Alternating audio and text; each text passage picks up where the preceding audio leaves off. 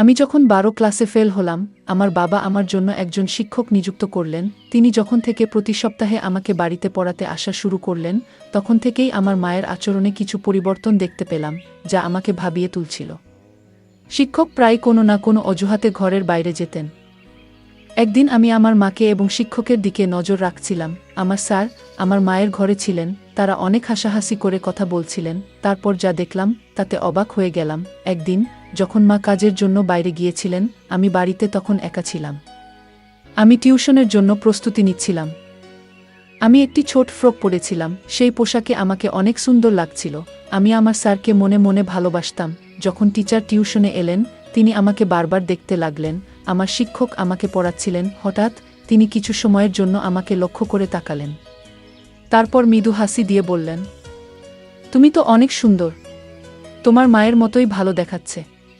এরপর তিনি আরও বললেন, তোমার মধ্যে সত্যিই কিছু বিশেষ কিছু আছে, যা আমি খুব পছন্দ করি। এই বলে তিনি আমার কাছে এসে বসলেন। তারপর আমি পূজা, 17 বছর বয়সী। ছোটবেলা থেকে আমি কিছুটা শান্তশিষ্ট ও সুন্দর মেয়ে ছিলাম। গায়ের রং ছিল একদমই ফর্সা। আমার জীবনে এমন কিছু ঘটে যাবে আমি কখনো ভাবিনি, কারণ আমাকে টিউশন পড়াতে আসা স্যারের প্রেমে পড়ে যাই। কিন্তু সেই স্যার আমাকে আর মার সাথে এমন কিছু করে, যা আমরা কখনো ভাবতেও পারিনি। বন্ধুরা, আজকের গল্পটা অনেক বেশি স্পেশাল। আশা করছি তোমাদের ভালো লাগবে। গল্পগুলো ভালো লাগলে ভিডিওটি লাইক, শেয়ার এবং চ্যানেলটি সাবস্ক্রাইব করো। সাধারণত আমি কলেজে যাওয়ার কথা ছিল, কিন্তু 12 ক্লাসের গণিতের কারণে আমার পরীক্ষার ফলাফল খারাপ হয়েছিল। অঙ্কে আমার অনেক দুর্বলতা ছিল, আর তাই আমি সেই বিষয়ে ভালো করতে পারিনি। বাবা কখনো আমার জন্য টাকা দিয়ে সাহায্য করেননি। তার কথা ছিল, তুমি নিজেই পরিশ্রম করো, তবেই তুমি কিছু অর্জন করতে পারবে। কিন্তু বাস্তবতা হলো, আমি শুধু এক বিষয়ে খারাপ ফল করেছি, এবং আমাকে সে বিষয়টি পুনরায় পরীক্ষায় বসতে হবে। তবে বাবা আমাকে পুরো বার্ষিক পরীক্ষায় আবার বসতে বললেন, মানে সব বিষয়ে আবার শিখে পরীক্ষা দিতে হবে। গণিত বিশেষ করে আমার জন্য ছিল একটি বড় চ্যালেঞ্জ। বাবা এবার একটু কঠোর সিদ্ধান্ত নিলেন। আগে তিনি আমাকে টিউশনে পাঠাতেন এবং আমি কোচিং ক্লাসেও যেতাম, তবে এবার তিনি বললেন, তুমি কোচিংয়ে গিয়ে মনোযোগ দিচ্ছ না, তাই এবার তোমার জন্য বাড়িতে একজন বিশেষ শিক্ষক লাগবে, যিনি শুধুমাত্র গণিত পড়াবেন। বাবার এই সিদ্ধান্ত আমাকে খুব ভালো লাগেনি, তবে আমি কিছু বলতে পারিনি। মা সবসময় বাবার সামনে কোনো কিছু বলতে ভয় পেতেন। এরপর নতুন শিক্ষককে সাহায্য নিয়ে আমি আবার মন দিয়ে পড়াশোনা শুরু করলাম।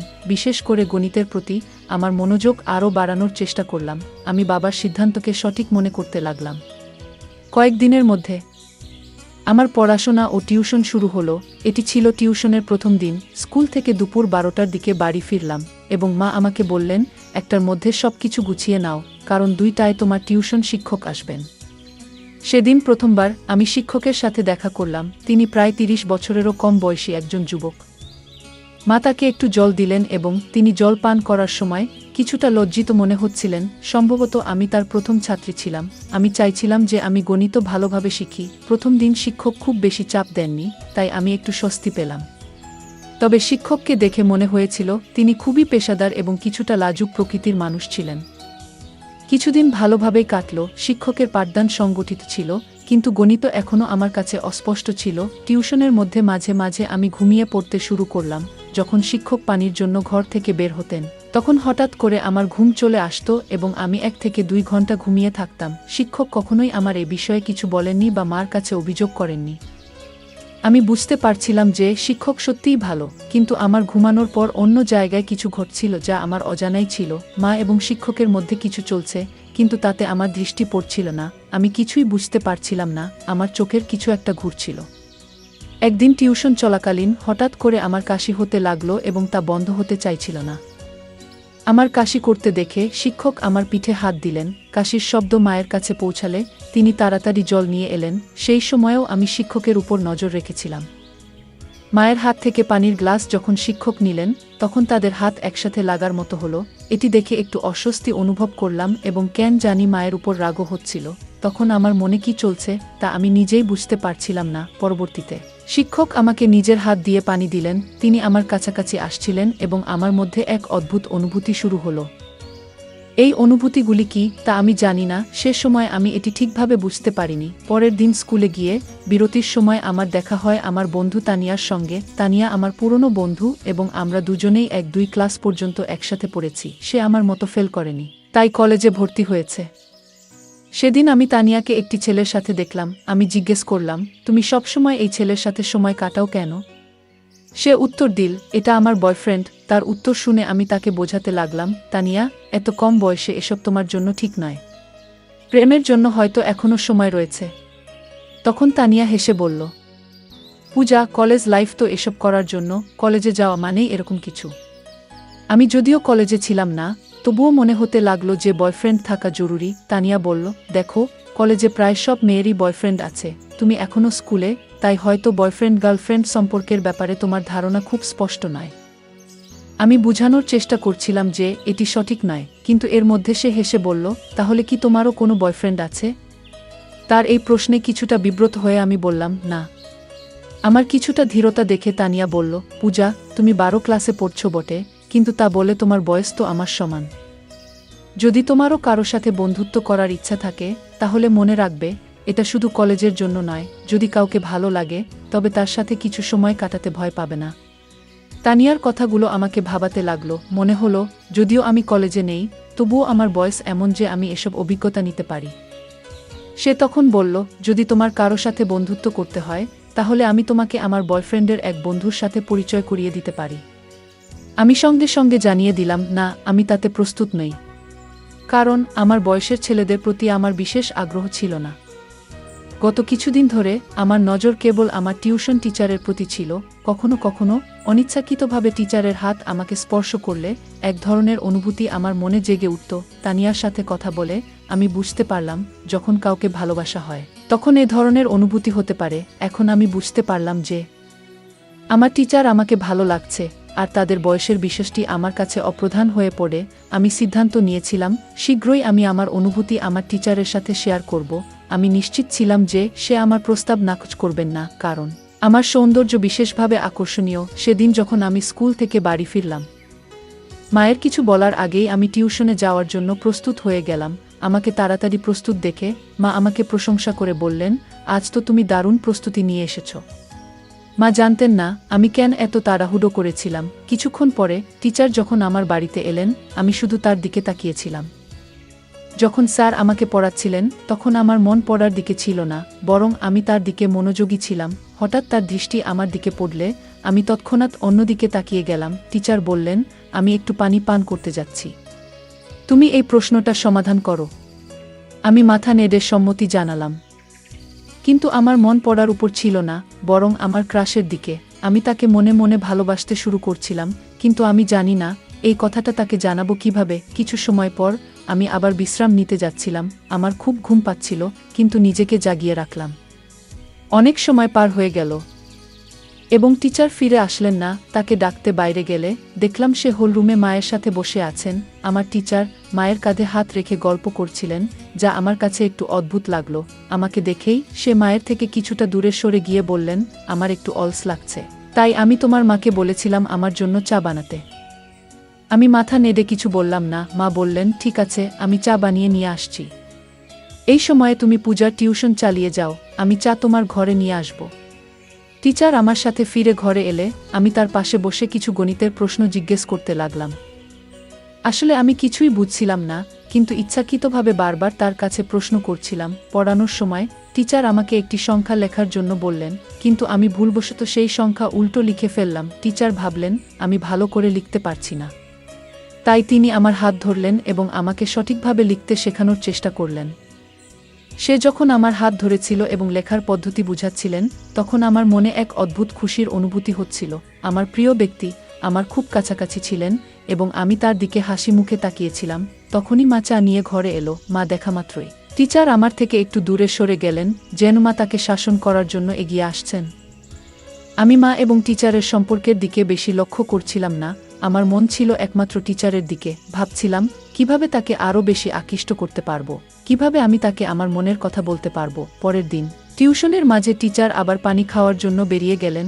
অনেক সময় হয়ে গেছে, কিন্তু টিচার ফিরে আসছিলেন না। তাকে খুঁজতে আমি ঘর থেকে বেরিয়ে গেলাম। সেই দিন তারা হোলরুমে নেই। মনে মনে ভাবতে লাগলাম, তারা আবার কোথায় গেল।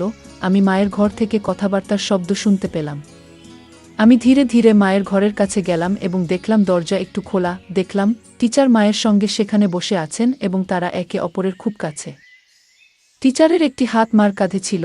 এই দৃশ্য দেখে আমি অত্যন্ত হতবাক হলাম, কারণ আমি দেখলাম আমার মা আমার পছন্দের ব্যক্তির সাথে সময় কাটাচ্ছেন। সেই মুহূর্তে আমার মন ভরে গেল রাগে।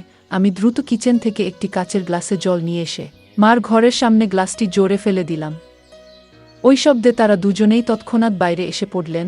মাকে দেখার পর আমি বললাম, বিপত্তি হয়ে গেছে, গ্লাসটি হাত থেকে পিছলে গেছে। কিন্তু টিচার উল্টো প্রশ্ন করে বললেন, তুমি এখানে কি করছো?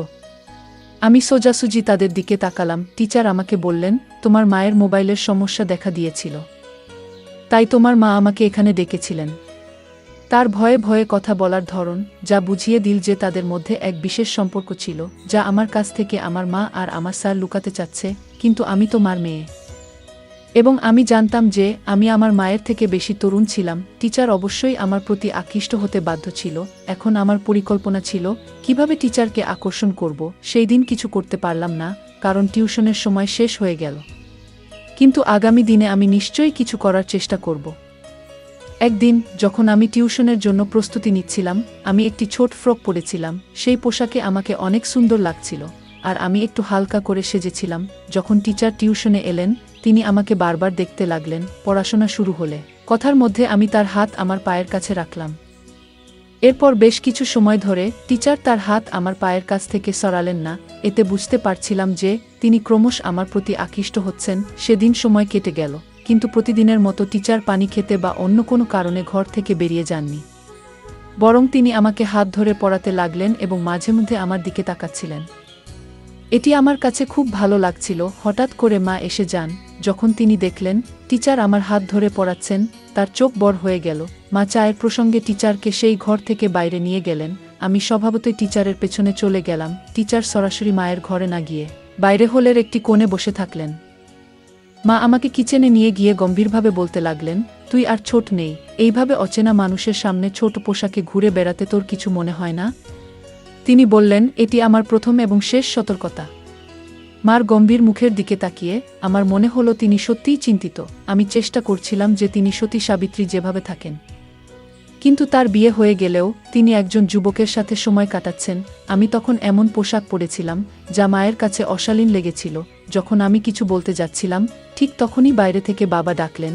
সেদিন বাবা আগে বাড়ি এসেছিলেন। বাবার ডাক শোনার পর মা এক গ্লাস জল নিয়ে বাইরে চলে গেলেন।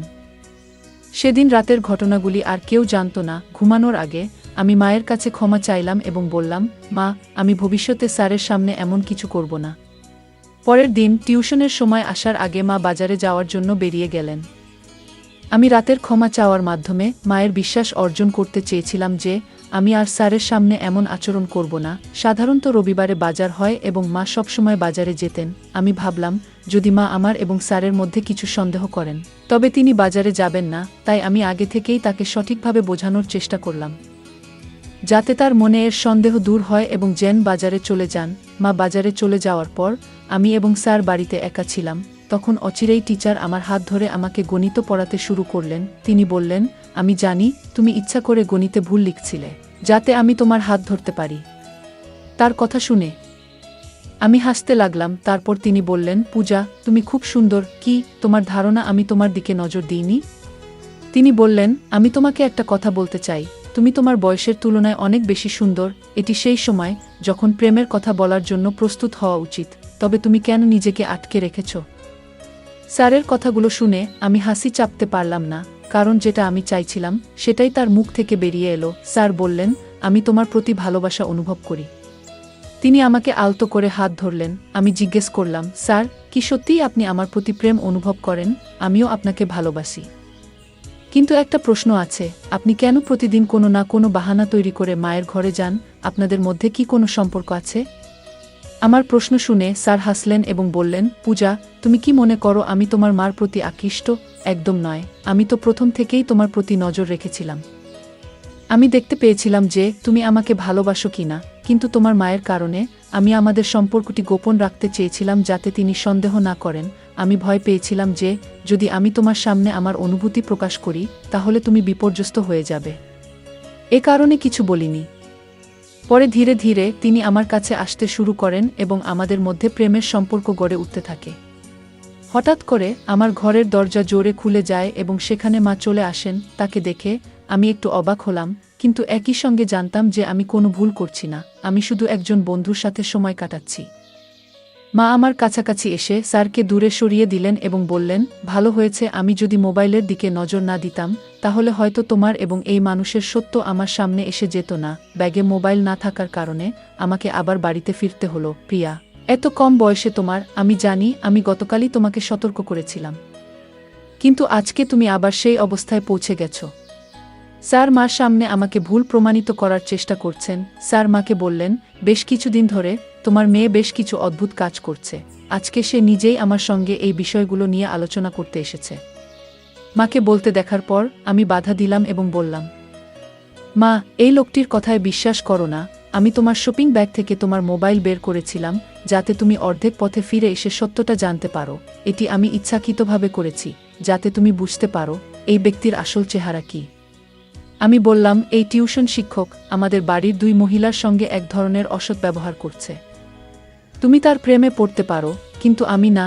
আমি কয়েকবার তোমাদের দুজনকে একসঙ্গে দেখেছি, তাই আমি এইসব ঘটনাকে সাজিয়েছি যাতে তোমার কাছে এই লোকটির সত্যি মুখোশ খুলে দিতে পারি। যখন স্যার পড়াতে আসেন ঠিক তখন আমি মায়ের মোবাইলে ভিডিও রেকর্ডিং শুরু করে দিই এবং সেটি ঘরের এক কোণে রাখি। যে কোনো কিছু তিনি মায়ের সম্পর্কে বলতেন সবকিছু সেই মোবাইলে রেকর্ড হয়ে গিয়েছিল। যখন মা সেই ভিডিওটি দেখলেন তিনি বুঝতে পারলেন যে স্যার তাদের সঙ্গে প্রতারণা করছেন। মা সেই নালায়েককে পুলিশে দেওয়ার হুমকি দিলে তিনি সেখান থেকে পালিয়ে গেলেন। এরপর মা বললেন, পূজা, আমি অনেক ভুল করেছি, আমি জানি, কিন্তু আমি কি করব? তোমার বাবা আমাকে তেমন সময় দেন না। যেদিন তোমার টিউশন শিক্ষক বাড়িতে এসেছিল সেদিন থেকেই তার সাথে আমার কথা বলা শুরু হয়। তখন আমি মনে করেছিলাম সে আমার মন বুঝতে শুরু করেছে। তার মিষ্টি কথায় আমি এমনভাবে আবদ্ধ হয়ে পড়েছিলাম যে তার স্বার্থপর প্রেমকে আমি সত্যিকারের মনে করতে শুরু করেছিলাম। আমি তো এতটাই তার প্রেমে মজেছিলাম যে তোমার কথা পর্যন্ত ভুলে গিয়েছিলাম। মা আরও বললেন, আমি সেই নালায়েকের সাথে বিয়ে করার কথা ভাবছিলাম, কিন্তু জানতাম না যে তার তোমার প্রতি এমনই ভিন্ন দৃষ্টি রয়েছে। সে আমার সাথে প্রেমের নাটক করে, কিন্তু তোমার সাথেও সময় কাটানোর চেষ্টা করছিল, এটি আমি বুঝতে পারিনি। তোমার বাবা সব কিছু করেন, যখন আমি যা কিছু চাই তা দেন, কিন্তু শুধু অর্থ দিয়ে একটি সম্পর্ক চলে না, ভালোবাসা ও মত বিনিময় প্রয়োজন। কিন্তু আমাদের মধ্যে তো এসব কিছুই ছিল না। এই কারণে যখন আমাকে অন্য একজনের কাছ থেকে একটু ভালোবাসা পেলাম আমি তাতেই তা ভাসিয়ে দিলাম। আমি সত্যি খুব বড় একটি ভুল করেছি মা। যে ভুল বুঝতে পেরেছিলেন আমিও স্যারের প্রেমে পাগল হয়ে পড়ছিলাম, কারণ আমার বন্ধুরা তানিয়া আমাকে নেতিবাচক বিষয়গুলো সম্পর্কে ভালোভাবে শিক্ষা দিয়েছিল।